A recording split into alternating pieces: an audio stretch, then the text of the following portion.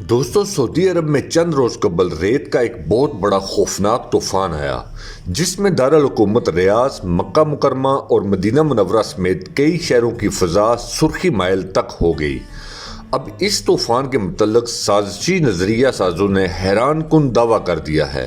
71 किलोमीटर फ़ी घंटा की रफ्तार से आने वाले इस तूफान के मुतल्लिक़ यहूदी मजहबी वेबसाइट इसराइल 365 पर दावा किया गया है कि ये तूफान कुर्ब क़यामत की निशानी है और दुनिया के मामलात में खुदाई मुदाखलत की इलामत है। एक वेबसाइट पर शाया होने वाले आर्टिकल में बताया गया है कि क़यामत के करीब इस तूफान जैसे वाक़यात बकसरत रोनमा होने के मुतल्लिक़ बताया गया है।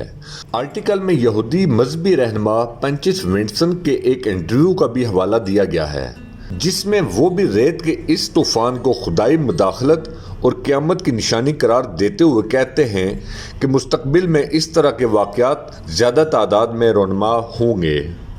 पंचिस विंटसन कहते हैं कि रेत का ये तूफान फितरत और मुआज़े का मलगूबा था। ऐसे वाक़यात मुस्तकबिल में इस कदर वाज़ेह हो जाएंगे कि इनके मुआज़ा होने पर शक करना नामुमकिन हो जाएगा।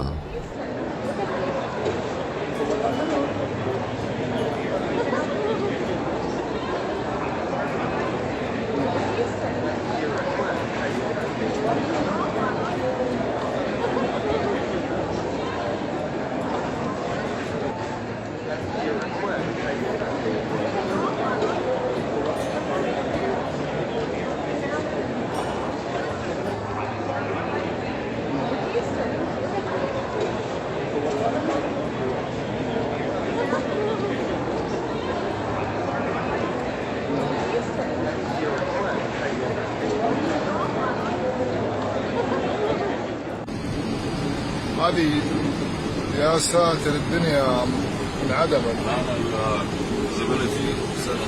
شوف الرايه شفتها في حياتي. ما شاء الله.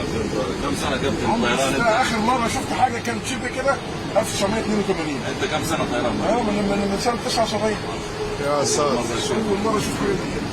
هذا الان الرايه معدومه الرايه. تتصور كمان.